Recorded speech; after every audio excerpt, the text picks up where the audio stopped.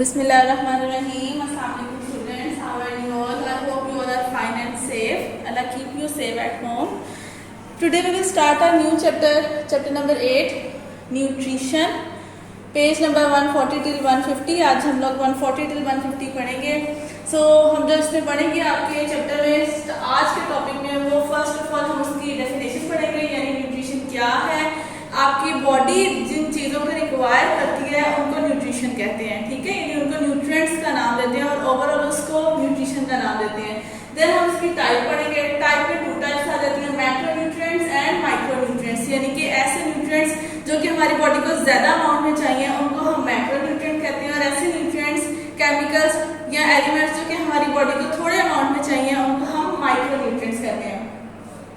फिर ये सिर्फ हमें नहीं चाहिए, प्लांट्स को भी चाहिए होते हैं. ज़ाहिर है प्लांट्स ने भी ग्रो करना है, उन्होंने भी जब ग्रो करना है तो उनको भी न्यूट्रिएंट की ज़रूरत पड़ती है.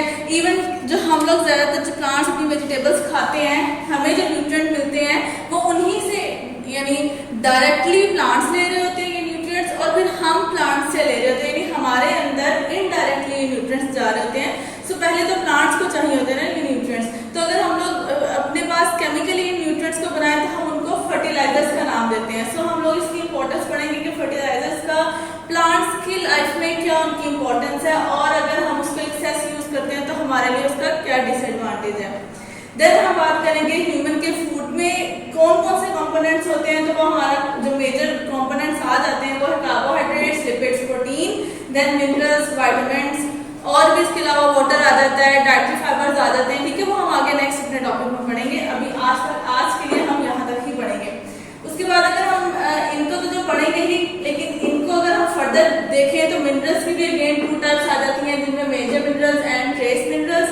अगेन मेजर मिनरल मीन्स कि जो हमारी बॉडी को लार्ज अमाउंट में चाहिए. ट्रेस मिनरल्स जिनको अगर हम नहीं भी लेते हैं तो हमारी बॉडी को उसको ना लेने से कोई नुकसान नहीं पहुंचता. विटामिन 2 टाइप्स आ जाती हैं उनकी, fat soluble vitamins and water soluble vitamins, यानी ऐसे विटामिन्स जो कि फैट में डिसॉल्व हो जाते हैं या वाटर में डिसॉल्व हो जाते हैं. सो जो फैट में डिसॉल्व होते हैं वो है विटामिन ए, डी, ई, के, और जो वाटर में सॉल्युबल है यानी डिसॉल्व हो जाते हैं वो है विटामिन बी एंड सी. सो ये टॉपिक आपका हम बाकी डिटेल में बुक से पढ़ेंगे. वैसे तो आपको ये सब जनरल चीज़ें जो हम इस टॉपिक में पढ़ेंगे आपको पहले से पता होती हैं, बस ये कि इनमें आपको कुछ पॉइंट्स हैं, कुछ चीज़ें जो कि याद रखनी है. बाकी सब ये जनरल नॉलेज है जो कि आप लोगों को शुरू से पता है. Now come to your book, page number 140. जी student, this is your page number 40, nutrition. The process in which food is obtained or prepared, absorbed and converted into body substances for growth and energy is called nutrition. क्या है उसकी definition में कि ऐसा food जो हम खा रहे हैं, खाने के साथ साथ पहले आ जाता है उसका बनना, फिर वो खाना यानी हमारे अंदर जाना, फिर उसके बाद उसको एब्जॉर्ब हो जाना, और एब्जॉर्ब होने के बाद वो कन्वर्ट हो जाना एनर्जी की फॉर्म में, जो कि फिर हमारे आगे हमारी बॉडी के डिफरेंट जो प्रोसेसेस चल रहे हैं उनमें यूज हो रहा है, ठीक है. सो ये जो पूरा होल प्रोसेस है इसका नाम आ जाता है nutrition. Nutrients are the elements and compounds that an organism obtains and uses for energy or for the synthesis of new material. अब न्यूट्रिशन प्रोसेस तो हमने कह दिया, उस प्रोसेस में वो जो खाना हम खा रहे हैं, वो जो खाना है वो किससे बना हुआ है, वो न्यूट्रिएंट से बना हुआ है. सो वो कह रहे हैं कि न्यूट्रिएंट्स क्या है, एलिमेंट है या कंपाउंड है. ऐसे एलिमेंट और कंपाउंड जो कि एक ऑर्गेनिज्म ले रहा है और अपने अंदर लेके जा रहा है एनर्जी के लिए, और अपने अंदर की बाकी जो उसके अंदर मेटाबॉलिज्म चल रहे हैं उनको उस प्रोसेस के लिए. Recalling, every organism needs food for growth and energy and to function normally. General information है कि हर ऑर्गेनिज्म को खाना चाहिए अपनी बॉडी के जनरल फंक्शंस को करने के लिए. We know that autotroph organisms obtain water, carbon dioxide and minerals from their environment and prepare their food, which is then used for growth and energy. On the other hand, heterotroph organisms obtain their food from other organisms and use it for growth and energy. थोड़ा सा मैंने आपको पीछे आपका background यानी याद दिलाया कि ऐसे ऑर्गेनिजम्स जो कि अपना खाना खुद बना रहे हैं उनको ऑटोट्रॉफ कहते हैं, और ऐसे ऑर्गेनिजम्स जो कि खाना दूसरों से ले रहे हैं उनको हेटरोट्रॉफ्स कहते हैं. सो ये इसके ऊपर आपका शॉर्ट क्वेश्चन आ जाता है, differentiate between autotroph and heterotroph. Now mineral nutrition in plants. Plants have the most efficient mechanism for autotrophic mode of nutrition, यानी अगर हम प्लांट्स की बात कर रहे हैं तो वो कह रहे हैं कि प्लांट्स के पास एक बहुत अच्छा मैकेनिज्म है खाना अपना खुद बनाने का, न्यूट्रिएंट्स को लेने का। Plant get carbon, hydrogen and oxygen from carbon dioxide and water. So अगर हम इन एलिमेंट्स की बात करें जो कार्बन, हाइड्रोजन और ऑक्सीजन है, तो ये प्लांट्स कहाँ से ले रहे हैं? कार्बन डाइऑक्साइड से और वाटर से। कार्बन डाइऑक्साइड का फॉर्मूला CO2, सो C भी आ जाता है, कार्बन भी, ऑक्सीजन भी आ जाता है, और वाटर का फॉर्मूला H2O, सो हाइड्रोजन भी आ जाता है, वहां से ऑक्सीजन भी आ जाता है। In addition to these elements, plant also require mineral elements or various activities and structures. The nutrients which are required in large quantity are called macronutrients. For example, carbon, hydrogen, oxygen, nitrogen, magnesium, potassium, etc. Similarly, the nutrients which are required in small quantity are called micronutrients. For example, iron, molybdenum, boron, etc. If any of these nutrients is not available to plant, they show abnormalities and do not grow normally. Table 8.1 describe the role of important macro and micronutrients in plants. सो इस पूरे topic में, यानी इस वाले पूरे paragraph में आपने क्या याद रखना है? Differentiate between macronutrients and micronutrients, और इसके साथ इनकी एग्जांपल याद रखनी है। मैंने पहले भी बताया, अगेन बता देती हूँ, मैक्रोन्यूट्रिएंट क्या है? ऐसे आपके एलिमेंट्स जो कि लार्ज अमाउंट में चाहिए, और माइक्रोन्यूट्रिएंट्स ऐसे आपके एलिमेंट्स या कंपाउंड जो कि स्मॉल अमाउंट में चाहिए होते हैं प्लांट्स को। ठीक है, प्लांट्स इनको एब्जॉर्ब करते हैं तो वो नॉर्मली जनरली ग्रो करते हैं। अगर वो प्लांट फ्रूट प्लांट है तो वो बहुत सारे इनमें से जो न्यूट्रिएंट्स है वो फ्रूट में या फूड में स्टोर कर देता है, फिर जब वो हम फूड लेते हैं तो वो ऑटोमेटिकली हमारे अंदर चले जाते हैं। आगे आ जाता है आपका टेबल, वो टेबल में उन्होंने आपको कुछ न्यूट्रिएंट्स बताए हैं, मैक्रो और माइक्रो न्यूट्रिएंट्स, और आगे उनका प्लांट के अंदर रोल भी बता दिया है। अगर हम फॉस्फोरस की बात करते हैं तो कंपोनेंट ऑफ ATP, यानी कि प्लांट्स में भी तो आपका सारा पूरा फोटोसिंथेसिस का प्रोसेस चल रहा है, रेस्पिरेशन का प्रोसेस चल रहा है, ATP बनता है। सो फॉस्फोरस क्या है? ATP का कंपोनेंट है, जो हम उसमें अगर आप आगे जाके डिटेल में पढ़ेंगे ATP का स्ट्रक्चर। अगर आपको मैं थोड़ा सा बताऊं तो उसमें 3 यानी चीज़ें आती हैं। एक राइबोज शुगर आ जाती है, एक आपके डबल रिंग नाइट्रोजन बेस आ जाता है, और फिर 3 फॉस्फोरस के जो एलिमेंट है वो अटैच होते हैं। सो यहाँ पे वो कह रहे हैं कि ATP का फॉस्फोरस एक कंपोनेंट है। न्यूक्लिक एसिड, हमारे जो क्रोमोसोम्स जहाँ यानी न्यूक्लियस के अंदर जो मटेरियल होते हैं उनमें भी फॉस्फोरस आ जाता है। एंड कोएंजाइम्स का भी, एंजाइम्स के साथ जो कोएंजाइम्स होते हैं उनमें भी ये आ जाते हैं। Necessary for seed germination, seed की जर्मिनेशन के लिए भी ज़रूरी है, उसके लिए ये एक आ जाता है। फोटोसिंथेसिस में इसकी इंपॉर्टेंस आ जाती है, प्रोटीन फॉर्मेशन में इसकी इंपॉर्टेंस आ जाती है, यानी प्रोटीन के जो एलिमेंट्स हैं वो भी आपके फॉस्फोरस से ही बने हुए होते हैं, यानी उनमें एक एलिमेंट के तौर पर फॉस्फोरस एक्ट कर रहा होता है। बाकी भी सब इसी तरह है, कहीं ना कहीं हर एक का कोई ना कोई रोल है। मैं जनरली इसको पढ़ रही हूँ, ठीक है, आपने इनको याद रखना है क्योंकि ये शॉर्ट में आ जाता है। Write down the role of calcium, what is, ये MCQ में पूछा जाता है, what is the role of iron, और नीचे 4 ऑप्शन दे दिए जाते हैं, आपने उसमें से किसी एक को टिक करना होता है। Now potassium regulate the opening and closing of the stomata, reduces water loss from the leaves. Sulfur component of protein, vitamins and enzymes. Calcium activates enzymes. It is structural component of cell wall. Influence water movement in cell. ये तो थे macronutrients. Now micronutrients. First of all, iron necessary for photosynthesis, activates many enzymes. Molybdenum component of the enzyme that reduce nitrates to ammonia, important in building amino acids. Then boron, important in sugar transport, cell division and synthesis, synthesize certain enzymes. Copper, component of several enzymes. Manganese, involved in enzyme activity for photosynthesis, respiration and nitrogen metabolism. Zinc, required in a large number of enzymes. Chlorine, involves in osmosis of water. Nickel, required in a nitrogen metabolism. ये सारे वो process हैं जो कि plants के अंदर हो रहे हैं, ठीक है। सो इन प्रोसेसेस में इन न्यूट्रिएंट्स का रोल आ जाता है। इनमें से सबसे ज्यादा जो रोल प्ले कर रहा है वो नाइट्रोजन और मैग्नीशियम है। सो उन्होंने यहाँ पे आपको नाइट्रोजन और मैग्नीशियम का रोल बताया है कि अगर वो नहीं मिलते हैं तो प्लांट को क्या होता है, अगर मिलते हैं तो प्लांट के साथ क्या होता है। Role of nitrogen and magnesium, plants get nitrogen in the form of nitrate. उनको डायरेक्ट नाइट्रोजन नहीं मिलती है, वो डायरेक्ट नाइट्रोजन एयर से नहीं ले सकते हैं। सो उनको उस नाइट्रोजन को पहले उस नाइट्रोजन को नाइट्राइट नाइट्रेट में कन्वर्ट होना पड़ता है, फिर ही प्लांट ले सकते हैं। सो जो हमारे इन्वायरमेंट में नाइट्रोजन है उसको पहले सॉइल के अंदर प्रेजेंट होते हैं नाइट्रोजन फिक्सिंग बैक्टीरिया, वो उस नाइट्रोजन को लेते हैं नाइट्राइट नाइट्रेट में कन्वर्ट करते हैं, फिर उस सॉइल में वो नाइट्राइट नाइट्रेट पानी में डिजोल्व होता है और फिर पानी के साथ वो प्लांट के अंदर आता है। Nitrogen is a major component of protein, hormone, chlorophyll, vitamins and enzymes essential for plant life. So ये उन्होंने बता दिया कि नाइट्रोजन कहाँ कहाँ किस किस चीज़ में प्रेजेंट होता है। Nitrogen metabolism is a major factor in stem and leaf growth, यानी प्लांट में ये स्टेम और लीफ की ग्रोथ में हेल्प कर रही है। Too much nitrogen can delay flowering and fruiting, और अगर एक हद से ज़्यादा नाइट्रोजन मिल जाती है प्लांट को तो उसमें फॉर इंस्टेंट अगर फरवरी में प्लांट का जो वो फ्लावर है उसने ग्रो करना था तो वो फरवरी की जगह मार्च या अप्रैल तक चला जाएगा, यानी डिले हो जाएगा वो, ठीक है। सो फ्रूट में भी ऐसे है कि जिस फ्रूट ने फरवरी या मार्च में डेवलप हो जाना था, प्रॉपर बन जाना था, वो फिर आगे अप्रैल मई तक चला जाता है, यानी डिले कर देते हैं। Deficiency of nitrogen can reduce yield, cause yellowing of the leaf and stunt growth, और वही इसके ऑपोजिट अगर नाइट्रोजन की डेफिशिएंसी हो जाती है तो जो आप क्रॉप उगा रहे हो उसकी जो पूरी पैदावार है वो कम हो जाती है, यानी ठीक से वो उगती नहीं है। इसके अलावा जो लीव्स हैं वो येलो हो जाते हैं और ग्रोथ रुक जाती है।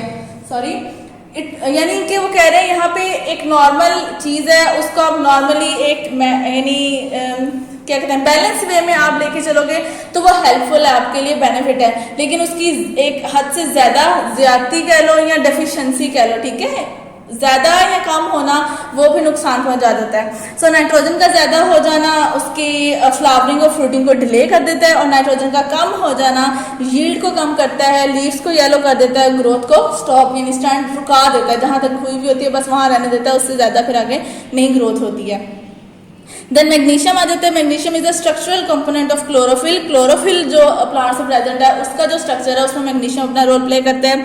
It is also necessary for the functioning of plant enzymes to produce carbohydrates, sugars and fat, यानी कि प्लांट की जो एंजाइम्स हैं उनकी फंक्शनिंग में भी हेल्प आउट करता है उन्हें। It is use for fruit and nut formation and essential for germination of seed. Fruit बनते हैं इससे, नट्स बनते हैं, और सीड जो जर्मिनेट होता है उसमें भी मैग्नीशियम उसको हेल्प करता है।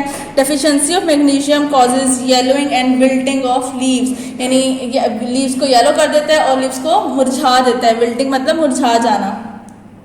Blue box. Carnivorous plants have evolved mechanism for trapping and digesting small animals. The products of this digestion are used to supplement the plant's supply of nitrogen. यानी वो यहाँ पे बात करें कार्निवरस प्लांट। वैसे तो प्लांट्स अपना खाना खुद बनाते हैं, प्लांट्स कार्निवरस नहीं होते हैं, लेकिन ऐसे प्लांट जिनको हम कहते हैं जी आपने उनके फ्लावर के अंदर हाथ रखा तो उसका फ्लावर बंद हो जाता है, ठीक है, वो जब फ्लावर बंद हो जाता है प्लांट ने आपको खा लिया। या अगर आपने इंग्लिश मूवीज देखी हो उनमें जो बड़े बड़े प्लांट्स होते हैं वो एकदम उनके ऊपर कोई बटरफ्लाई आके बैठी है, कुछ भी आके बैठे तो वो अपने लीव्स या वो फ्लावर पेटल्स जो उनसे वो एकदम बंद कर लेते हैं, तो वो जो वो फ्लाई अंदर रह गई या बटरफ्लाई कोई भी चीज़ उसके जाके बैठी वो उसके अंदर अब रह जाती है, और वो इतनी जोर से बंद करते हैं कि वो जो अंदर उसके जो भी ऑर्गेनिज्म है वो स्केप नहीं कर पाता वहां से। फिर एक टाइम के बाद उसको वहां पे ऑक्सीजन नहीं मिलती है तो वो डेथ हो जाती है उसकी, वो वहीं पे उसकी डेड बॉडी वहीं रह जाती है, ठीक है। फिर वो जो डेड बॉडी वहाँ रह गई है, अब उस डेड बॉडी के अंदर भी तो कार्बोहाइड्रेट, लिपिड, प्रोटीन ये सब चीज़ें थी ना, उसने भी तो कुछ ना कुछ खाया हुआ था ना, उसकी जो बोन्स थी, जो उसके विंग्स थे, जो स्किन थी, जो भी चीज़ उस इंसेक्ट में या उस बटरफ्लाई किसी भी जो भी चीज़ उसके ऊपर आकर बैठी उसमें ये सारे कंपोनेंट्स थे। सो प्लांट ने उससे ये कंपोनेंट ले लिए, ठीक है। सो वो कह रहे हैं कि जो ऐसे प्लांट्स जिनके पास नाइट्रोजन अवेलेबल नहीं होती है और वो कार्निवोरस होते हैं तो वो अपनी नाइट्रोजन उन जो उनके ऊपर ऑर्गेनिज्म आके बैठे होते हैं ना उनसे वो ले लेते हैं। सो ये एक जनरल इंफॉर्मेशन थी, आपने इन दोनों को याद करना है, ये दोनों आपके क्वेश्चंस में शॉर्ट क्वेश्चंस में आ जाते हैं। Now importance of fertilizer as human cultivated plants, it was learned the addition of certain materials to soil sometimes results in plant with desirable characteristics, for example more fruit, faster growth, more attractive flower. Such materials were named as fertilizer. Fertilizers are broadly classified as organic and inorganic. वो कह रहे हैं कि human ने जब plants को cultivate खुद करना शुरू किया तो ह्यूमन ने देखा कि प्लांट्स को ऐसे मटेरियल्स की ज़रूरत है जो कि उनको उनकी ग्रोथ में हेल्प करते हैं, फ्रूट को बनाने में हेल्प करते हैं, यील्ड ज़्यादा करने में हेल्प करते हैं, फ्लावर को अट्रैक्ट करने में हेल्प करते हैं। सो उन्होंने फिर इसके ऊपर जब रिसर्च की तो उन्हें पता चला कि जो ऐसे यानी मटीरियल या एलिमेंट्स हैं जो कि ये सब चीज़ें हेल्प कर रही हैं, ठीक है, प्लांट को। सो उन्होंने उन एलिमेंट्स को कंबाइन किया और एक फॉर्म में लेके आए जिसका नाम है फर्टिलाइजर। अब वो कह रहे हैं कि फर्टिलाइजर 2 टाइप्स के होते हैं, ऑर्गेनिक और इनऑर्गेनिक। ऑर्गेनिक फर्टिलाइजर्स वो होते हैं जो कि कार्बन, हाइड्रोजन, ऑक्सीजन से बने हुए हैं या फिर ऑटोमेटिकली प्लांट्स को मिल रहे हैं। जैसे कि वहाँ पे प्लांट जहाँ पे कोई जंगल है सपोज, वहाँ पे अगर कोई एनिमल की डेथ हो गई तो वो एनिमल वहीं का वहीं सॉइल में ही दब जाता है, ठीक है। फिर वो वहाँ पे दबता है तो उसको डिकम्पोज होते हैं, तो उसमें जो कार्बोहाइड्रेट, प्रोटीन, मिनरल्स होते हैं वो ऑटोमेटिकली सॉइल के अंदर रह जाते हैं, पानी में एब्जॉर्ब होते हैं, वो प्लांट्स के अंदर चले जाते हैं। एक ही वे ये हो गया। दूसरा वे ये है कि जब वहाँ पे कोई एनिमल, यानी जिसका काउ डंग हम लेते हैं, गाय का गोबर, ठीक है, कोई भी एनिमल फीसिस जो उसके स्क्रीट आउट होते हैं वो वहाँ पे सॉइल में रह जाते हैं, वो ऑटोमेटिकली सॉइल के अंदर चले जाते हैं, पानी में डिजोल्व होते हैं और वो प्लांट्स एब्जॉर्ब कर लेते हैं। यहाँ तक के भी है कि प्लांट्स के अपने ही जो लीव्स और जो स्टेम्स जो झड़ जाती हैं वहाँ से गिर के नीचे सॉइल में चली जाती हैं, वहाँ से उनको उठाने वाला कोई नहीं होता, तो वो भी एक अरसे के बाद सॉइल के पार्ट बन जाती हैं, डिकम्पोज हो जाती हैं और अगेन उनके अंदर भी जो मिनरल्स, वाइटामिन, प्रोटीन, कार्बोहाइड्रेट जितने भी कॉम्पोनेंट्स होते हैं वो सॉइल में चले जाते हैं और फिर देन एब्जॉर्ब वाटर में एब्जॉर्ब होकर प्लांट के अंदर चले जाते हैं। सो ऐसे मटीरियल्स को तो कह देते हैं हम ऑर्गेनिक, ठीक है। इनऑर्गेनिक वो होते हैं जो हम लोग सिंथेसाइज करवा कर खुद से और फिर हम लोग उनको यानी क्या कहते हैं इंडस्ट्री में सिंथेसाइज करा के तो हम लोग उधर वहाँ पे सॉइल को में डाल रहे होते हैं। So naturally occurring inorganic fertilizers include rock phosphate, elemental sulfur and gypsum। इसके अलावा वो कहने के जो इनऑर्गेनिक फॉस्फेट है वो नेचुरली नेचर में भी होते हैं। हमारी बहुत सारे पहाड़ हैं, रॉक्स हैं जो कि इन यानी फर्टिलाइजर से बनी हुई है, जिनमें फॉस्फेट आ जाता है, एलिमेंटल सल्फर आ जाता है और जिप्सम आ जाता है। हम फिर यहाँ से भी उनको एक्सट्रैक्ट आउट करके तो प्लांट्स को दे सकते हैं, या फिर ऐसे प्लांट्स जो कि वहाँ पर ही उन्हीं रॉक्स पे छोटे छोटे हर्ब श्रब्स उगते हैं उनको वो वहाँ से डायरेक्टली मिल जाते हैं। They are not chemically modified. If nitrogen is the main element, they are called nitrogen fertilizer. Most inorganic fertilizers dissolve readily in water and are immediately available to plant for uptake. इन्होंने सिर्फ यहाँ पे nitrogen का नाम दिया, यानी ऐसा fertiliser जिसके अंदर जो भी एलिमेंट ज़्यादा होता है वो उसके नाम से फर्टिलाइजर बन जाता है। यानी ऐसा फर्टिलाइजर जिसमें नाइट्रोजन का एलिमेंट ज़्यादा है तो वो नाइट्रोजन फर्टिलाइजर हो जाएगा। ऐसा फर्टिलाइजर जिसमें फॉस्फोरस ज़्यादा है तो वो फॉस्फोरस फर्टिलाइजर हो जाएगा, ठीक है।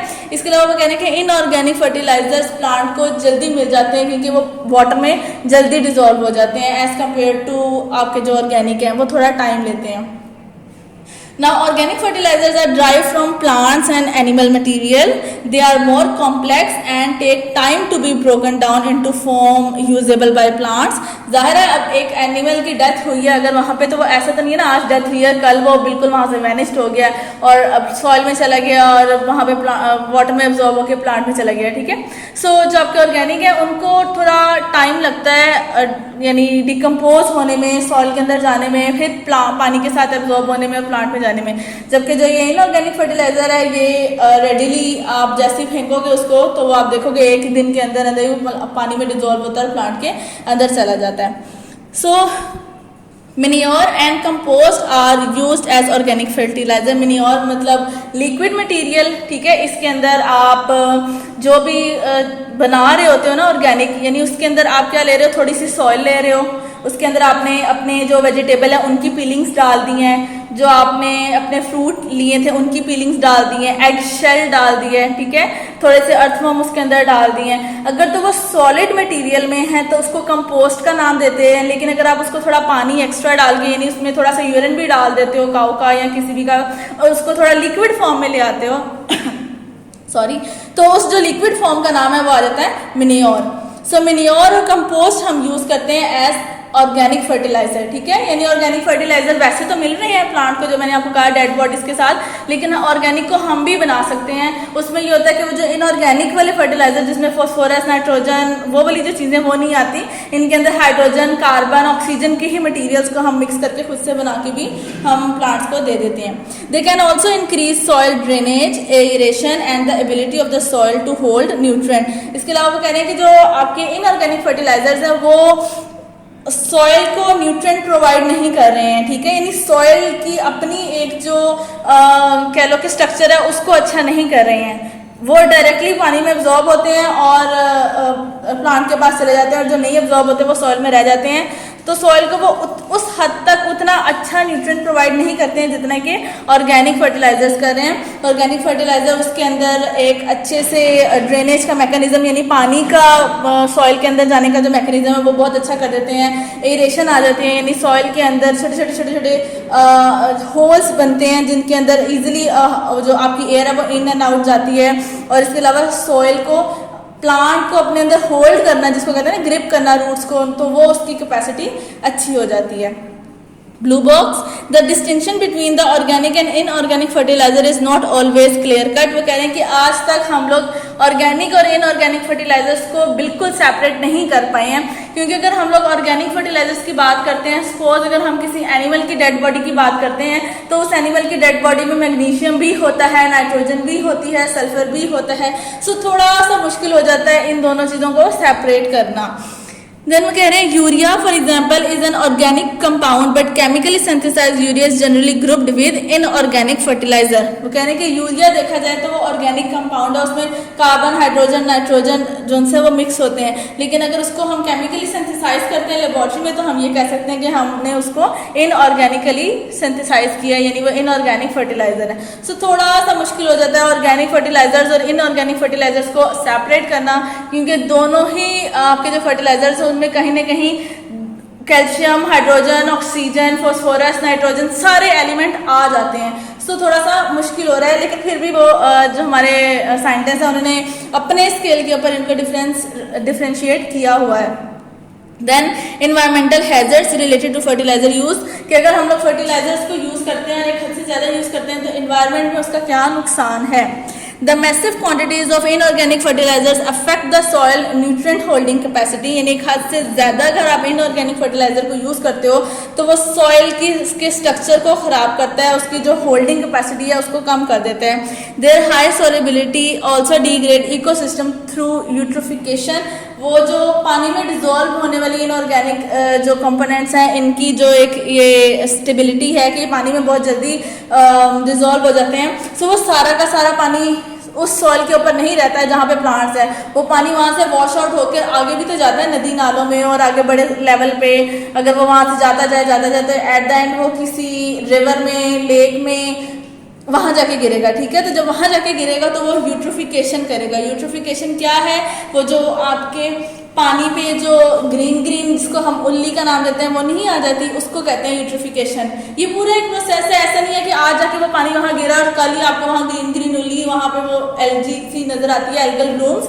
ये एक स्लो प्रोसेस है कि पानी में ये जाता है डिजोल्व होके, इसकी लेयर वहाँ बन जाती है, वहाँ के जो ऑर्गेनिजम्स हैं उनको ऑक्सीजन की डिपोजिशन हो जाती है, यानी एक पूरा प्रोसेस है यूट्रोफिकेशन का। उसके थ्रू वो कह रहे हैं कि यानी ये जो आपके फर्टिलाइजर्स हैं इनको अगर आप ज़्यादा पानी में डाल दें तो एट द एंड ये यूट्रोफिकेशन कॉज करते हैं। ब्रैकेट में उन्होंने लिखा हुआ है increase in chemical nutrients in an ecosystem, यानी कि इकोसिस्टम में केमिकल्स का ज़्यादा हो जाना। Storage and application of some nitrogen fertilisers में cause emission of the green house gas nitrous oxide. वो कह रहे हैं कि अगर नाइट्रोजन के फर्टिलाइजर्स को आपने फेंका नहीं है अपनी फील्ड में और स्टोर करके रखा हुआ है, तो वो जो स्टोर करके उसको रखा हुआ है वो ऑटोमेटिकली आपके इन्वायरमेंट में ऑक्सीजन, यानी बहुत सारी गैसेज हैं तो उनमें ऑक्सीजन भी प्रेजेंट है, वो इन्वायरमेंट की ऑक्सीजन के साथ रिएक्ट करती रहेगी और नाइट्रस ऑक्साइड बनता रहेगा उस आपके जो आपने फर्टिलाइजर यानी एक साइड पे बोरी में डाल के या वैसी बोरी से बाहर निकाल के तो ऐसी रखा हुआ है। देन अमोनिया की बात वो करें, अमोनिया गैस में भी emitted from the inorganic fertiliser ammonia gas ही बन सकती है, जाहिर है वो भी नाइट्रोजन से ही बनती है ना, NH3। So this extra ammonia can also increase soil acidity. तो अगर वो कह रहे हैं कि एक हद से ज़्यादा आपने सॉइल में डाला हुआ है नाइट्रोजन फर्टिलाइजर, वहाँ पे अमोनिया बन जाती है और अमोनिया सॉइल की एसिडिटी ज़्यादा कर देती है। और कुछ ऐसे प्लांट्स होते हैं जो एसिडिक सॉइल में नहीं ठीक से काम करते हैं, यानी नहीं वहाँ रहते हैं। Excessive nitrogen fertilizer can lead to pest problem by increasing their reproduction rate। तो वो कह रहे हैं कि समटाइम्स ऐसे होता है कि जो एक्सेस नाइट्रोजन फर्टिलाइजर हम यूज करते हैं ये पेस्ट में उनकी रिप्रोडक्शन रेट को ज्यादा कर देते हैं, यानी पेस्ट रिप्रोडक्शन ज्यादा करना शुरू कर देते हैं, तो वो हमारे लिए फिर प्रॉब्लम हो जाती है कि वो पेस्ट अब हम कैसे कंट्रोल करें, उसकी रिप्रोडक्टिव रेट को कैसे कंट्रोल करें, क्योंकि वो हमने नाइट्रोजन का फर्टिलाइजर डाल के ऑटोमेटिकली उसका रिप्रोडक्टिव रेट हाई कर दी है। For these reasons, it is recommended that the nutrient content of the soil and nutrient requirement of the crop should be calculated before the application of inorganic fertilizer.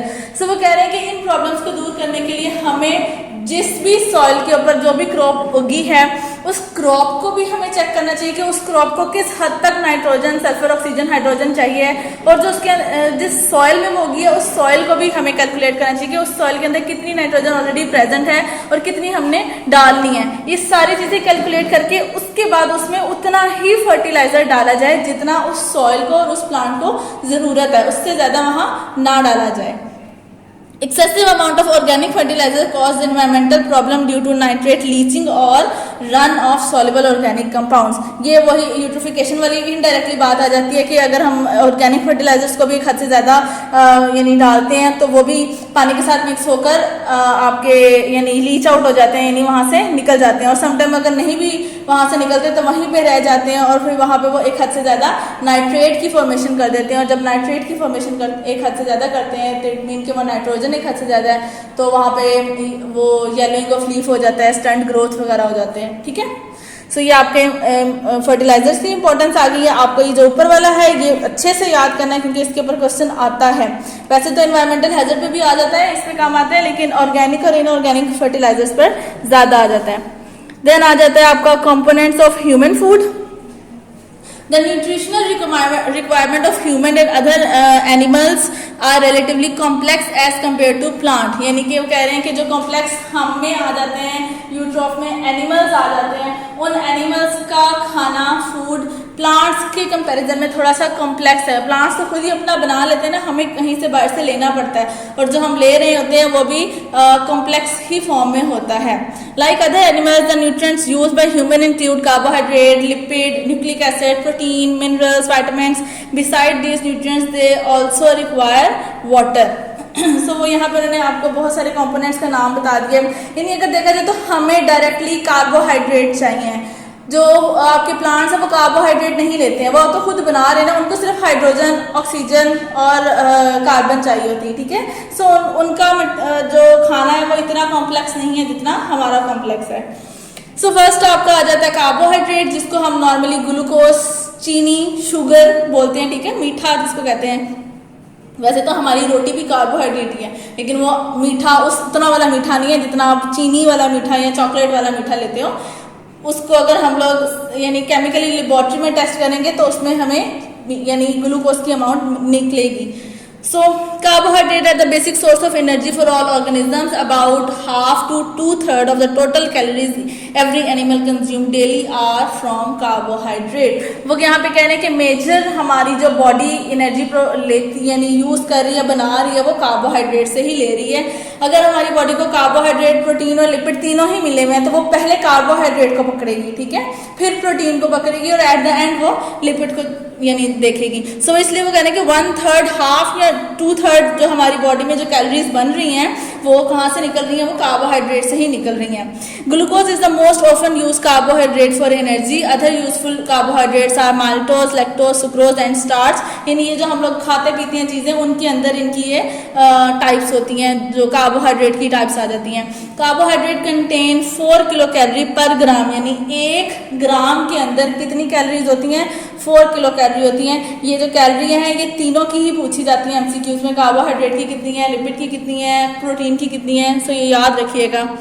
इसके अलावा human get carbohydrate from the food like bread, pastas, beans, potatoes, grains, rice and cereal. उन्होंने आपको source बता दिया कि human या animals generally वो मीठा ये कार्बोहाइड्रेट कहाँ कहाँ से ले सकते हैं। Pink box, carbohydrates are the most common source of energy. Proteins and lipids are vital building components for body, but they can also be used for energy.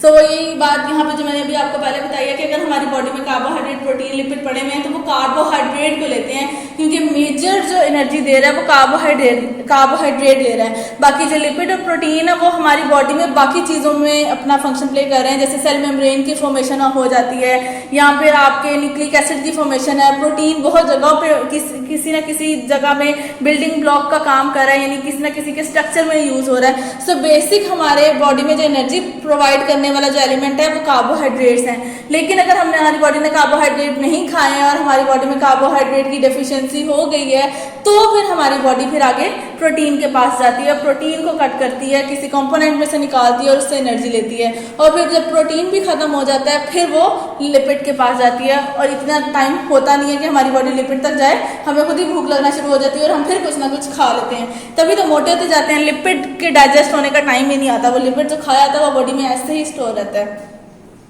Then आ जाता है lipid. The lipid present in food are composed of fatty acid bounded to glycerol, यानी कि उन्होंने तीनों का single unit भी बताया है। कार्बोहाइड्रेट का सिंगल यूनिट आ जाता है ग्लूकोज, बहुत सारे ग्लूकोज के मॉलिक्यूल्स कंबाइन करोगे तो कार्बोहाइड्रेट्स बनते हैं। इसी तरह लिपिड्स का जो कंपोनेंट यूनिट है वो फैटी एसिड और ग्लिसरॉल है। ये दोनों फैटी एसिड और ग्लिसरॉल ये ढेर सारे हो, इनको कंबाइन करोगे तो लिपिड बनेगा।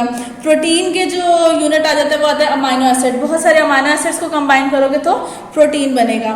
The fatty acids of lipids में बी सैचुरेटेड और अनसैचुरेटेड, टू फॉर्म्स में आते हैं फैटी एसिड्स लिपिड्स के, सैचुरेटेड और unsaturated. Saturated fatty acid have all of their carbon atom bounded to hydrogen atom. अगर आपको केमिस्ट्री थोड़ी याद है तो सैचुरेशन के अंदर आपके सिंगल बॉन्ड्स होते हैं और जितने भी वो बॉन्ड्स होते हैं वो सारे ऑक्युपाइड होते हैं। सो हमारा लिपिड है, कार्बन और हाइड्रोजन के साथ हम काम करेंगे। सो कार्बन और हाइड्रोजन के सब एटम्स में बीच में बॉन्डिंग होती है। Unsaturated fatty acids have some of their carbon atom double bonded in place of hydrogen atom. So इनके बीच का जो बॉन्ड है वो डबल बॉन्ड आ जाता है, यानी कार्बन के बीच का डबल बॉन्ड आ जाता है और एक कार्बन के साथ दो हाइड्रोजन एटम्स आ जाते हैं। और फिर इनके साथ ऐसे होता है कि इनको अगर वो बॉन्ड तोड़ना पड़े किसी और के लिए तो ये कन्वर्ट हो जाते हैं सैचुरेटेड एसिड में, फैटी एसिड्स में, और अपना उस बॉन्ड तोड़ देते हैं और हाइड्रोजन एटम को ऐड कर लेते हैं। सो अनसैचुरेटेड फैटी एसिड में डबल बॉन्ड प्रेजेंट होता है और सैचुरेटेड फैटी एसिड में सिंगल बॉन्ड होते हैं और सारे हाइड्रोजन एटम्स कार्बन के साथ जुड़े हुए होते हैं, जबकि अनसैचुरेटेड फैटी एसिड में कार्बन के पास डबल बॉन्ड होते हैं। Generally the lipids containing saturated fatty acids are solid at room temperature. जो सैचुरेटेड फैटी एसिड्स होते हैं वो सॉलिड होते हैं, जबकि जो अनसैचुरेटेड होते हैं वो लिक्विड फॉर्म में होते हैं। सॉलिड फॉर्म में जैसे घी हो गया, आपका बटर हो गया, ठीक है। The lipid containing unsaturated fatty acids are liquid at room temperature. For example, butter contain nearly 70% saturated and 30% unsaturated fatty acid. On the other hand, sunflower oil contain nearly 75% unsaturated fatty acid. यानी अगर हम unsaturated की बात करें तो हमारे घर में जो कुकिंग ऑयल्स आते हैं जो लिक्विड फॉर्म में आते हैं ये वो हैं। Lipids are used to form membranes, the sheet of surrounded neurons and certain hormones. So उन्होंने यहाँ पे बता दिया कि जो लिपिड है उनका बेसिकली क्या काम है, सेल मेम्ब्रेन का स्ट्रक्चर जो सा उसमें यूज हो रहे हैं, जो हमारी न्यूरॉन है उसके जो साइड्स पे मेलेनिन शीट बन रही है उसमें अपना रोल प्ले कर रहे हैं। उसके बाद उसके अलावा हार्मोन्स हैं जिनमें अपना रोल प्ले करते हैं। Lipid are also extremely useful energy source. 1 gram of lipid contain 9 kilo calorie of energy. Carbohydrate का 1 ग्राम 4 किलो कैलोरी लेता है, लेकिन लिपिड का 1 ग्राम जो है वो 9 किलो कैलोरी हमें एनर्जी दे रहा है। यानी 1 ग्राम के अंदर कितनी एनर्जी स्टोर होती है, 9 kilo calorie. Important source of lipids include milk, butter, चीज, एग, मटन, फिश एक्सेट्रा। सो आगे आ जाए अब अपने ब्लू बॉक्स पे। Saturated fatty acids can increase a person's cholesterol level. जो सैचुरेटेड फैटी एसिड्स हैं जिनको हम घी बटर का नाम दे रहे हैं, वो कहने कि वो एक पर्सन का कोलेस्ट्रॉल लेवल ज्यादा कर सकते हैं। एंड इंक्रीज्ड कोलेस्ट्रॉल लेवल में eventually result in the clogging of arteries and ultimately heart disease. और वो जो कोलेस्ट्रॉल लेवल एक हद से ज्यादा होना यानी आपके अंदर छोटे छोटे ड्रॉप्स की फॉर्म में कह लो कि लिपिड्स का घूमना फिरना, ठीक है। और जब वो लिपिड्स का घूमना फिरना ऐसे फॉर्म में होता है तो वो क्या करते हैं, वो फिर आपकी आर्टरीज या वेन्स को कहीं ना कहीं जाके ब्लॉक कर देते हैं। और अगर वो हार्ट की किसी आर्टरी को जाके ब्लॉक कर देते हैं तो इट मीन्स कि आपको हार्ट अटैक हो सकता है, ठीक है, या चांसेस होते हैं हार्ट की प्रॉब्लम के। इसलिए कहते हैं कि कोलेस्ट्रॉल लेवल एक हद से ज़्यादा नहीं होना चाहिए है। देन आपके प्रोटीन का टॉपिक आ जाता है। Protein are composed of amino acids. Proteins are essential component of the cytoplasm membrane and organelles. They are also the major component of muscles, ligaments and tendons. यानी ये बता रहे कि हमारी बॉडी में प्रोटीन अपना मेजर रोल कहाँ कहाँ प्ले कर रहा है। सो वो साइटोप्लाज्म में अपना रोल प्ले कर रहा है, सेल मेम्ब्रेन का स्ट्रक्चर में अपना रोल प्ले कर रहा है, ऑर्गेनेलीज के जो मेम्ब्रेन्स हैं उनमें अपना स्ट्रक्चर प्ले कर रहा है। इसके अलावा हमारे मसल्स में प्रोटीन्स होता है। जो लिगामेंट और टेंडन्स हैं ये आप 10th में पढ़ोगे, ये भी बोन को एक बोन से अटैच करते हैं या मसल को बोन से अटैच करते हैं। ये वो छोटे छोटे फाइबर्स होते हैं, उनमें भी प्रोटीन अपना एक स्ट्रक्चरल रोल प्ले करता है। So we use protein for growth, ठीक है। जनरली प्रोटीन किस लिए यूज हो रहा है? ग्रोथ के लिए यूज हो रहा है। Many protein play a role as enzymes, और एंजाइम्स भी प्रोटीन इन नेचर होते हैं बहुत सारे। सो वो कह रहे हैं कि प्रोटीन एंजाइम्स के तौर पे भी एक्ट कर रहा है। Protein can also be use for gaining energy.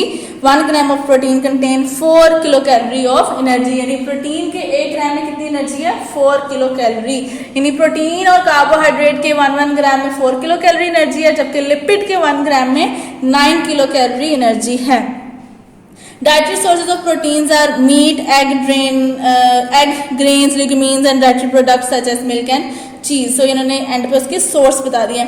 आप देखोगे तो आपको तीनों में 3 to 4 चीजें मिलेंगी। एक तो उन्होंने आपको उसका सिंगल यूनिट बताया है क्या है, दूसरा उन्होंने आपको उसका एनर्जी सोर्स यानी बताया कि 1 ग्राम में कितने एनर्जी वो प्रेजेंट है। फिर उसके बाद आपको उन्होंने कार्बोहाइड्रेट, प्रोटीन और लिपिड का सोर्स बताया कि हमें ये कहाँ कहाँ से मिलते हैं। और जो चौथा पॉइंट है उन्होंने उनका मेजर फंक्शन बताया कि हमारी बॉडी में कौन कौन सी चीज कहाँ कहाँ अपना फंक्शन प्ले कर रही है। प्रोटीन का ब्लू बॉक्स आ जाए, protein can be converted into carbohydrate. वही बात है कि एक टाइम आता है अगर हमारी बॉडी में कार्बोहाइड्रेट कम हो रहा है तो प्रोटीन्स को एज एन कार्बोहाइड्रेट के तौर पे भी यूज कर लेते हैं, हमारी बॉडी उसको कन्वर्ट कर लेती है। देन आपका टॉपिक आ जाता है मिनरल्स का।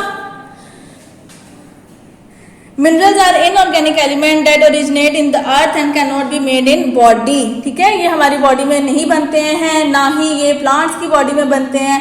ये आपकी कह लें कि अर्थ पे प्रेजेंट होते हैं, अर्थ से ही हम लेते हैं। They play important role in various body functions and are necessary to maintain health. Most of the minerals in human diet come directly from plant and water और इनडायरेक्टली फ्रॉम एनिमल फूड। यानी वो कह रहे हैं कि हमारी body directly तो इनको बनाती नहीं है, लेकिन ये हम कहाँ कहाँ से ले सकते हैं? प्लांट से या फिर एनिमल से ही लेते हैं। उनको ये डायरेक्टली मिलते हैं from soil. Plants are categorized into, minerals are categorized into major and trace mineral. Major minerals are required in the amount of 100 milligram or more per day. यानी जो major minerals है वो 100 milligram तो जरूरी ही है और इससे ज्यादा भी हो सकता है। और while trace minerals are required in amount less than 100 milligram per day, यानी ये 100 से कम हो जाए तो वो बेहतर है, 100 से ज्यादा होंगे तो वो फिर डिजीज कहीं ना कहीं कुछ कॉज करेंगे। The role of major and minor minerals in human body are given in the table. So major minerals sodium, potassium, chlorine, calcium, magnesium and phosphorus. इनके रोल पढ़ते हैं। Sodium fluid balance in the body helps in absorption of other nutrients. Potassium fluid balance in the body act as cofactor for enzymes. Chlorine या chloride fluid balance in the body component of hydrochloric acid, ठीक है। Fluid balance का मतलब ये कि हमारी body में बहुत सारी ऐसी चीजें हैं जहाँ पे मेंटेन रहना चाहिए आपके पानी में बैलेंस, ठीक है। या ऐसा नहीं होना चाहिए कि सेल से बाहर पानी कम हो जाए तो सेल से सारा पानी तो ऐसे तो बाहर आ जाएगा, ठीक है। या जैसे हमारी किडनी डायलिसिस का एक पूरा वो सिस्टम ऑटोमेटिकली कर रही होती है, सो उसके बाहर वाला पानी और अंदर वाला पानी जो है उसकी जो मेंटेनेंस होती है, सो उसमें जो फ्लूइड है वो जो पानी है उसमें खाली तो पानी नहीं ना होता, बहुत सारे कॉम्पोनेंट्स होते हैं। सो उन कॉम्पोनेंट्स में सोडियम, पोटेशियम, क्लोराइड भी आते हैं। इनके इन रोल के अलावा ये भी रोल आ जाता है जो कि सोडियम का भी है, पोटेशियम का भी है और क्लोराइड का भी है। Important for muscle contraction, nerve impulses, transmission, heart function and blood pressure, यानी इनमें भी अपना रोल प्ले करते हैं। देन आ जाता है calcium, development and maintaining of bones and teeth, blood clotting. Magnesium and phosphorus, development and maintaining of bones and teeth. ये ऐसे तो टेबल पूरा नहीं आता, लेकिन इसमें से आपको एमसीक्यूज में पूछा जाता है, सो आपने इसको एमसीक्यू के तरीके से याद रखना है। Trace mineral iron oxygen transport and storage में प्ले करती है, यानी आयरन आपके रेड ब्लड सेल का कंपोनेंट, हीमोग्लोबिन का कंपोनेंट है और हीमोग्लोबिन ऑक्सीजन को ही कैरी करती है। Zinc aid insulin action, help in growth and reproduction. Copper act as enzyme cofactor. Chromium helps in insulin action. Fluoride stabilise bone mineral and harden tooth enamel. Iodine essential for normal thyroid function. So ये सब इनके function आ जाते हैं। इसके अलावा zinc और iron के दो एक और फंक्शन भी act as enzyme cofactor, support immune function, यानी ये दोनों ये वाले अपने दो काम भी कर रहे हैं। सो इसको आपने एज अ शॉर्ट या एमसीक्यू के लिए याद करना है। देन आपके आ जाते हैं role of calcium and iron. Mineral में सब तो अपना रोल प्ले कर रहे हैं, लेकिन मेजर रोल कैल्शियम और आयरन का आ जाता है हमारी बॉडी में, तो अब हम वो पढ़ने लगे हैं। Calcium is essential for the development and maintaining of bones and teeth. आपको पता ही है, दूध पियो दूध पियो, क्यों दूध पीना है जी? दूध में कैल्शियम होता है। कैल्शियम क्या करता है? हमारी हड्डियां मजबूत करता है, सो वो हमारी बोन्स और टीथ को स्ट्रॉन्ग करता है। It is also necessary for maintaining cell membranes and connective tissues and for activation of several enzyme. ये उसका साइड रोल है कि वो बोन्स और टीथ को मेंटेन करने के अलावा क्या कर रहा है। Calcium also aid in blood clotting, वो ब्लड को क्लॉट होने में भी हेल्प करता है। ऐसा नहीं है कि आपकी बॉडी के अंदर आर्टरीज और वेन्स में ब्लड को क्लॉट कर रहा है, अगर वहां क्लॉट करेगा तो फिर क्लॉगिंग की वजह से कोई डिजीज कॉज हो जानी है। ये जो क्लॉटिंग कह रहे हैं वो जब हमें कोई ना कोई कट लग जाता है और वहां से ब्लीडिंग शुरू हो जाती है, तो वो ब्लीडिंग अगर तो कैल्शियम यानी वहां पे अपना रोल प्ले नहीं करेगा तो वो ब्लीडिंग वहां से होती रहेगी। वहां पे जो खून का जमना है ना, वो खून का जमना जो वो यहाँ पे ये कह रहे हैं कि calcium also aid in blood clotting, वहां वाले ब्लड को क्लॉट करने में कैल्शियम हेल्प कर रहा है। इसके अलावा human get calcium from milk, cheese, egg yolk, beans, nut, cabbage etcetera. Deficiency of calcium cause spontaneous discharge of nerve impulse which में रिजल्ट इन टेटनी। यानी कि क्या कि अगर हमारे अंदर कैल्शियम की कमी हो जाती है तो फिर हमारे अंदर जो नर्व इम्पल्सेस हैं वो अचानक से एकदम यानी खुद ही प्रोड्यूस होके, तो वो यानी एक हद से ज़्यादा प्रोड्यूस होती हैं और अचानक से प्रोड्यूस होती हैं, और उसके रिजल्ट में हमारे अंदर एक झटका सा लगता है और हमारे बॉडी में जो वो एक यानी चेंज आता है ना, उसको नाम देते हैं हम टेटनी का। Bones also become soft, blood clot slowly and wounds heels slowly. ठीक है, इसके अलावा उसके साइड इफेक्ट्स अगर कम हो जाता है तो क्या है, बोन्स हमारी सॉफ्ट हो जाती हैं, ब्लड क्लॉट जो है वो आहिस्ता होता है और हमारे जो वुंड्स हैं वो आहिस्ता ही हील होंगे। Blue box, good calcium nutrient along with low salt and high potassium intake prevent from hypertension and kidney stone। वो ये बता रहे हैं कि अगर हम लोग कैल्शियम अच्छा लेंगे और सॉल्ट नमक को कम करेंगे अपनी लाइफ में और पोटेशियम को ज़्यादा करेंगे तो ये चीज़ें हमारी लाइफ में किडनी स्टोन होने से बचाती हैं, हमें एक हद से ज़्यादा टेंशन लेने से भी बचाती हैं। Iron play a major role in oxygen transport and storage. ऊपर वाला तो आपका पैराग्राफ कैल्शियम पर था, अब नीचे वाला आयरन पे है। सो ये क्या कर रहा है, ऑक्सीजन के ट्रांसपोर्ट और उसकी स्टोरेज में हेल्प कर रहा है। It is a component of haemoglobin in red blood cells and myoglobin in muscle cells. Cellular energy haemoglobin in cellular energy production also requires iron. It act as cofactor for many enzymes of cellular respiration.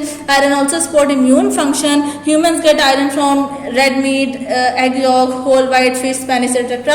Its deficiency is the most common nutrient deficiency worldwide.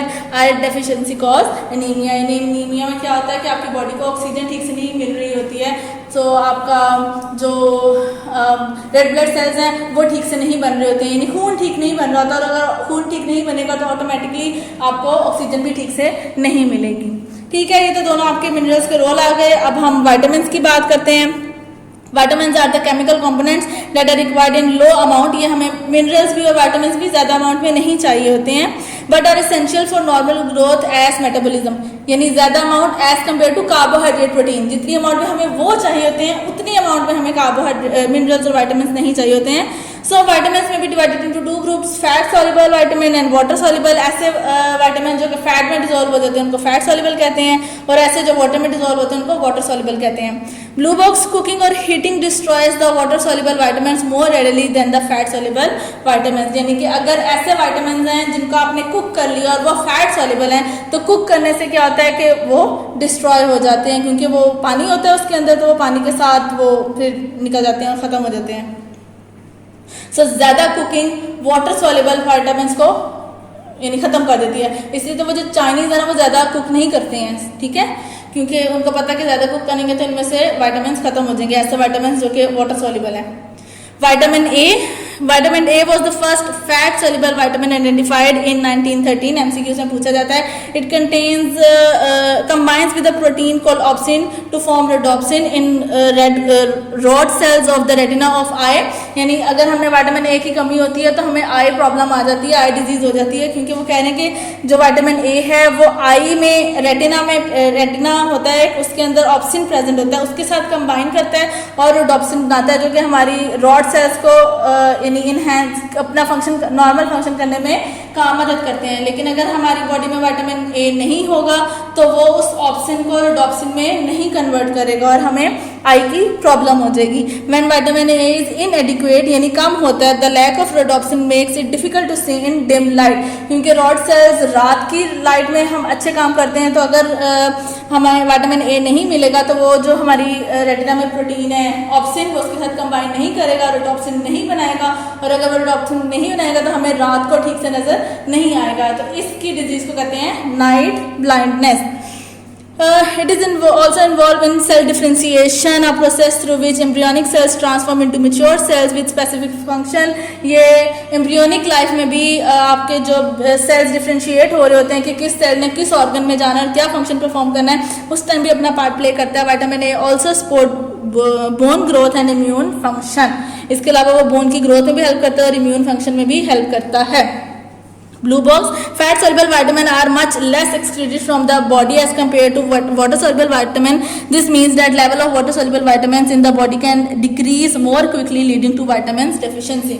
वो कह रहे हैं fat soluble vitamins तो हमारी body से कम नहीं होते हैं, क्योंकि हमारी बॉडी में से ना फैट ने खत्म होना है तो ना उन्होंने खत्म होना है, लेकिन जो वाटर soluble vitamins है वो खत्म हो जाते हैं, क्योंकि हमारी बॉडी से water in the form of urine भी निकलता है, इन द फॉर्म ऑफ स्वेटिंग भी निकलता है। So human get vitamin A from leafy vegetables, spinach, carrot, yellow, orange fruits, mango, liver, fish, etc. Deficiency of vitamin A is the leading cause of blindness in children, जो मैंने आपको कहा night blindness। One of the symptoms of vitamin A deficiency is night blindness। It is a temporary condition, but if left untreated, it can cause permanent blindness। Vitamin A deficiency can also cause a condition in which hair follicles become plugged with keratin, giving dry texture to skin। So वो कह रहे हैं कि बच्चों में night blindness हो रही है, अगर तो आप उसको उसी टाइम पकड़ लेते हो और चेक करा लेते हो तो विटामिन ए की जो वो है डॉक्टर्स वो कैप्सूल देते हैं, खाने को कहते हैं, तो वो ठीक हो जाती है ये डिजीज। लेकिन अगर आप इसको ऐसे ही छोड़ देते हो तो ये डिजीज फिर ठीक नहीं हो पाती है और वो फिर काम खराब हो जाता है। इसके अलावा वो कह रहे हैं कि आपकी स्किन में ड्राई टेक्सचर जो सा है वो भी विटामिन ए की डेफिशिएंसी से होता है। विटामिन सी जिसको हम एस्कॉर्बिक एसिड भी बोलते हैं, ये भी एमसीक्यूज में पूछा जाता है। Vitamin C participates in many reactions. It is needed to form collagen, a fiber protein that gives strength to connective tissues. Collagen is also needed for the healing of wounds. Vitamin C in white blood cells enable the immune system to function properly। यानी ये उसके उन्होंने काम बता दिया कि vitamin C हमारी body में क्या क्या काम कर रहा है, देन उसकी सोर्सेज आ जाते हैं और उसके बाद उसकी deficiency. We get vitamin C from citrus fruits, leafy green vegetables, beef, liver, etc. Deficiency of vitamin C causes connective tissue changes throughout the body. The disease known as scurvy results from the lack of vitamin C. In this condition, the synthesized collagen is unstable. Symptoms of scurvy include muscles and joint pain, swelling and bleeding gums, slow wound healing and dry skin। Basically जो vitamin C है हमारी body में collagen बनाता है, यानी fibre like structure बनाता है, ठीक है। तो हमारे ऐसे प्रोटीन्स जो कि यानी कहीं कहीं हमारी बॉडी में फाइबर लाइक स्ट्रक्चर्स की जरूरत होती है। आप 10th में पढ़ोगे कार्टिलेज एक स्ट्रक्चर है, ठीक है, जिसके अंदर फाइबर का होना बहुत जरूरी है। इवन हमारी बोन के अंदर भी फाइबर लाइक स्ट्रक्चर होता है।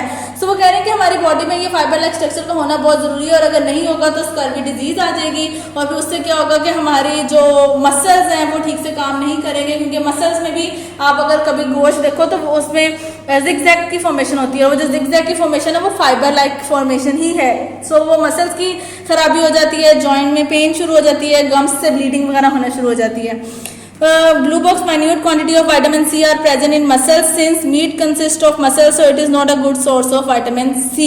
वो कहने के मसल्स में विटामिन सी थोड़ी अमाउंट में होता है, तो ऐसा नहीं है कि अगर आप कोई गोश्त खा रहे हो तो आप विटामिन सी ले रहे हो। Vitamin D, the best known function of vitamin D is to help regulate blood vessels, blood level of calcium and phosphorus। Vitamin D increases the absorption of these minerals from intestine and their deposition in bones। यानी वो कह रहे हैं कि vitamin D का क्या काम है, वो हमारी बॉडी में कैल्शियम और फास्फोरस का लेवल मेंटेन रखता है। वो हमारी बॉडी में से जो हमारी बॉडी में जो यानी हमारी स्मॉल इंटेस्टाइन है वहाँ से ये विटामिन डी एब्जॉर्ब होता है और हमारी बोन्स में डिपॉजिट होता है, कैल्शियम को डिपॉजिट करता है। Vitamin D is mainly found in fish liver और ये इसके सोर्सेज आ गए हैं. It is also synthesised by skin when ultraviolet UV radiations from the sun are used to convert a compound called into vitamin D. तभी कहते हैं थोड़ी सी सूरज की रोशनी भी लेनी चाहिए, क्योंकि सूरज की रोशनी जो है वो हमारे अंदर विटामिन डी ऑटोमेटिकली भी प्रोड्यूस करती है. Long term deficiency of vitamin D effect bone in children. Vitamin D deficiency leads to rickets, यानी जो बच्चे जिनमें बोन्स स्ट्रॉन्ग नहीं होते हैं उनको रिकेट की कंडीशन का नाम दिया जाता है. A condition in which bone weakens and bow under pressure. In adult vitamin D deficiency causes osteomalacia और softening of bone, increasing the risk of fracture in bone. और अगर बड़ों में विटामिन डी की कमी है तो इट्स मीन के कैल्शियम डिपॉजिट नहीं हो रहा बोन्स में, उनकी बोन्स वीक हो रही हैं, तो बड़ों में जो विटामिन डी की डेफिशिएंसी है उसको कहते हैं ऑस्टोमेलेशिया. ठीक है. उसके बाद जो आपके ये अगले वाले सारे पेजेस हैं, ये सब पेजेस आपका प्रैक्टिकल वर्क है. हम इसको प्रैक्टिकल जब करेंगे तभी हम इसको भी करेंगे. अभी के लिए आपको जो सब था ये आपने याद करना है. एज अ शॉर्ट भी और एज अ लॉन्ग भी दोनों के तरीके से ये पूछे जाते हैं. सो आपने इसको अच्छे से याद करना है और लिखना है. अल्लाह हाफिज.